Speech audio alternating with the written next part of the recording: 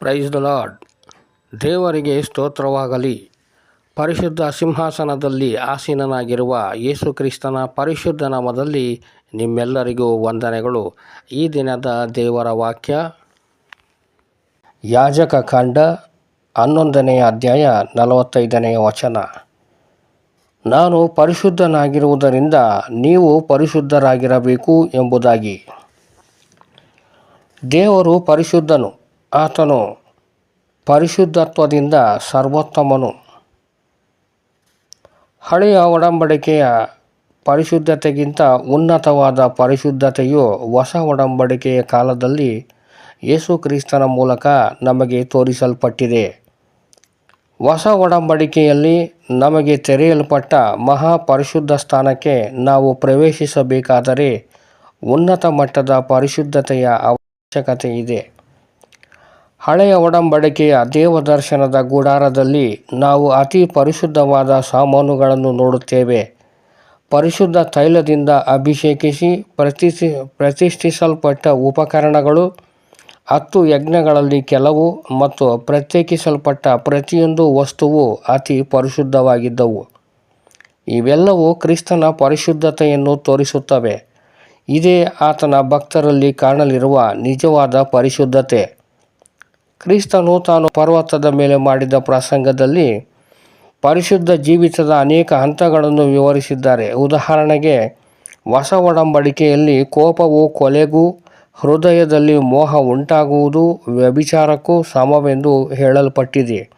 ಅದೇ ರೀತಿಯಲ್ಲಿ ನಾವು ಅತಿ ಪರಿಶುದ್ಧ ಸ್ಥಳವನ್ನು ಪ್ರವೇಶಿಸಲು ಯೋಗ್ಯರಾಗಬೇಕಾದರೆ ನಡೆಸಬೇಕಾದ ಅತಿ ಪರಿಶುದ್ಧ ಜೀವನದ ಮಟ್ಟವನ್ನು ಕ್ರಿಸ್ತನು ನಮಗೆ ತೋರಿಸಿಕೊಟ್ಟ ತನ್ನ ಜೀವನದ ಮೂಲಕ ಒಂದು ಮಾದರಿಯನ್ನು ಬಿಟ್ಟು ಹೋಗಿದ್ದಾರೆ.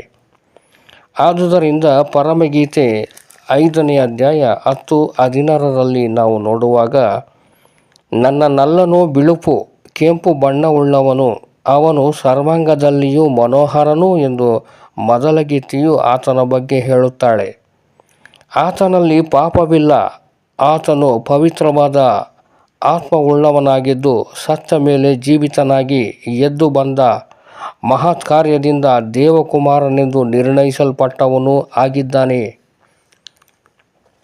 ಪವಿತ್ರತೆಯ ಆತ್ಮನು ಆತನ ಪವಿತ್ರವಾದ ಮನಸ್ಸಿನ ಕಡೆ ತೋರಿಸುತ್ತಿದ್ದಾನೆ. ಆತನು ಮನಸ್ಸಿನಲ್ಲಿ ಪರಿಶುದ್ಧನಾಗಿದ್ದವನು ಹಾಗೂ ಆತನು ಪಾಪ ಜ್ಞಾನವಿಲ್ಲದವನಾಗಿದ್ದನು. ಆತನು ದೇಹದಲ್ಲಿಯೂ ಶುದ್ಧನಾಗಿದ್ದನು. ಯೇಸು ಯಾವ ಪಾಪವನ್ನು ಮಾಡಲಿಲ್ಲ. ಯೇಸು ಪರಿಶುದ್ಧನಾಗಿ ಜೀವಿಸಿದನು. ನಮಗಿರುವ ಮಹಾಯಾಜಕನು ಸರ್ವ ವಿಷಯಗಳಲ್ಲಿ ನಮ್ಮ ಹಾಗೆ ಶೋಧನೆಗೆ ಗುರಿಯಾದನು. ಪಾಪ ಮಾತ್ರ ಮಾಡಲಿಲ್ಲ. ಇಂಥವನೇ ನಮಗೆ ಬೇಕಾದ ಮಹಾಯಾಜಕನು. ಈತನು ಪರಿಶುದ್ಧನು, ನಿರ್ದೋಷಿಯೂ ನಿಷ್ಕಳಂಕನು, ಪಾಪಿಗಳಲ್ಲಿ ಸೇರದೆ ಪ್ರತ್ಯೇಕವಾಗಿರುವವನು, ಆಕಾಶ ಮಂಡಲಗಳಿಗಿಂತ ಉನ್ನತದಲ್ಲಿರುವವನೂ ಆಗಿರುವನು. ಯೇಸುವನ್ನು ಹಿಡುಕೊಟ್ಟ ಯೂದನು ತಪ್ಪಿಲ್ಲದವನನ್ನು ಮರಣಕ್ಕೆ ಒಪ್ಪಿಸಿಕೊಟ್ಟು ಪಾಪ ಮಾಡಿದೆನು ಎಂದು ಸಾಕ್ಷಿ ಹೇಳಿದನು. ಪಿಲಾತನ ಹೆಂಡತಿಯು ಕೂಡ ಯೇಸುವಿನ ಬಗ್ಗೆ ಸತ್ಪುರುಷನು ಎಂದು ಹೇಳುತ್ತಾಳೆ.